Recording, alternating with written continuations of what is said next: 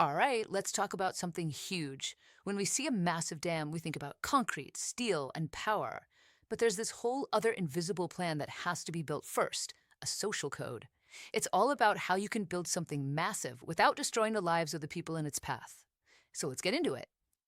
I mean, this is the question, isn't it? It's this massive balancing act. On one side, you've got progress, you've got clean energy, you've got economic development. But on the other, you've got people's homes, their farms, their history. How do you possibly make that work? Well, that's what we're going to break down. So let's paint a picture to make this real.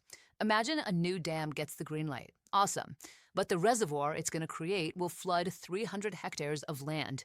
And that land isn't empty. It's home to 120 families, 120 households that are about to be completely uprooted. The stakes are incredibly high. To even start thinking about a solution, you first have to understand the people. We're not talking about a number on a page. We're talking about a real community with families who have connections to this specific piece of land that go back generations. And if you look closer, you realize that displaced doesn't mean the same thing for everybody. You've got homeowners with official land titles. They're losing their house and their farm. Then there are customary farmers.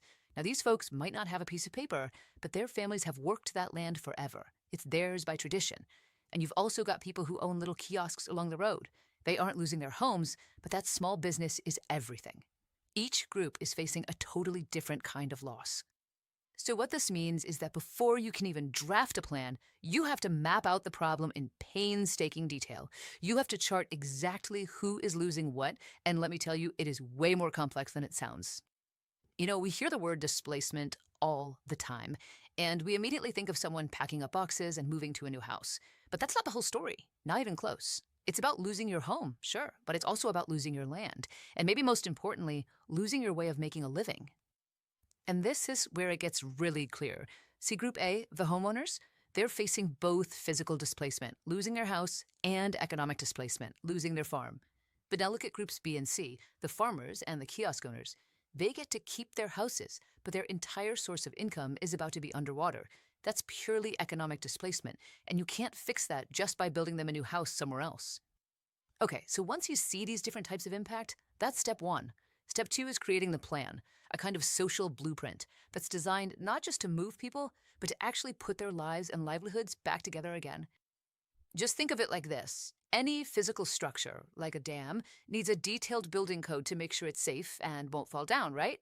Well, a project that impacts people needs a social building code, and it has two key parts: a resettlement action plan, or RAP, for the physical move, and a livelihood restoration plan, the LRP, for rebuilding their income. And this distinction is absolutely crucial. Compensation is just paying for what was lost. Here's a check for your house, your land. It's a transaction. It's over. But livelihood restoration, that's about rebuilding the ability to earn a living. That's a long-term process, a transition. It means job training, access to new markets, business support. One is a payment, the other is a future. Okay, so just when you think you have it figured out, let's add another layer. What happens if the community being affected is an Indigenous group? A people with deep ancestral ties to that land that go way beyond any legal paper title. Well, that changes the game completely.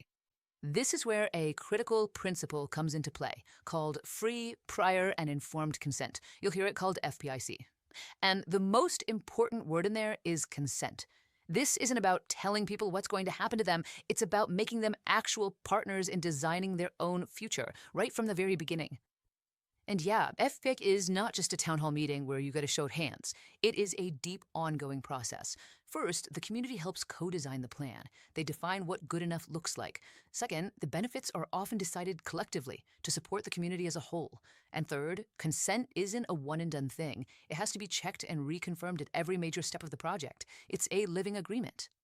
But look, we all know that a plan on paper can be perfect. But reality, well, reality can be messy. Even with the best intentions, things go wrong. The promises made don't always match the situation on the ground. So what happens then?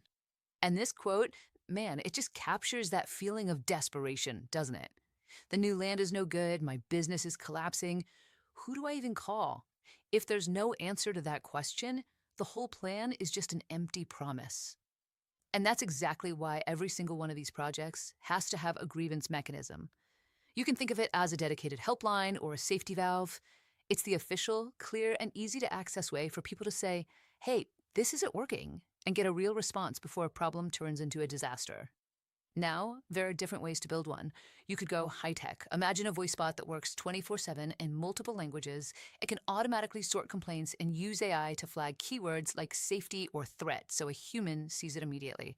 But, and this is key, there's always a human in the loop to review the tricky cases. But a robot isn't always the right answer. For an Indigenous community, a system built on their own culture might work way better. This model creates safe ways for women or young people to speak up if they're not comfortable in a big meeting. Problems go to the community leaders first, to be solved internally. And only if that doesn't work does it go to an outside independent group. It's all about fitting the solution to the community.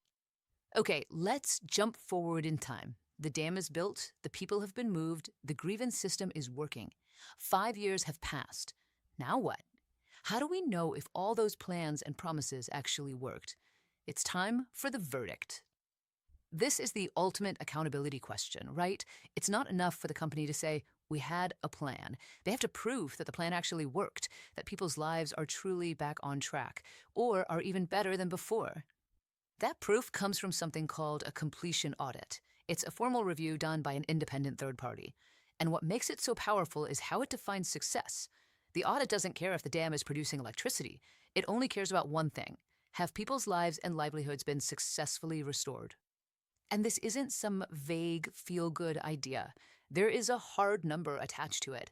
According to international standards, for a project to be considered a success, it has to show with cold, hard data that at least 80% of the families have restored their income to what it was before, or even improved it. It's a very high bar. So how do they do that? They use a scorecard, something like this. The auditors look at the baseline, what life was like before the project. Then they compare it to the reality 5 years later. Is the average income back to where it was? Do people have secure legal rights to their new land? Is the community still strong? The data has to tell a story. And this brings us to our last big thought. We've gone through the social codes, the grievance hotlines, the final report cards. These are all powerful tools to try and enforce fairness. But at the end of the day, are rules and audits ever really enough to guarantee it? Especially when you're talking about such massive, life-altering change? That's a question worth thinking about. Thanks for tuning in.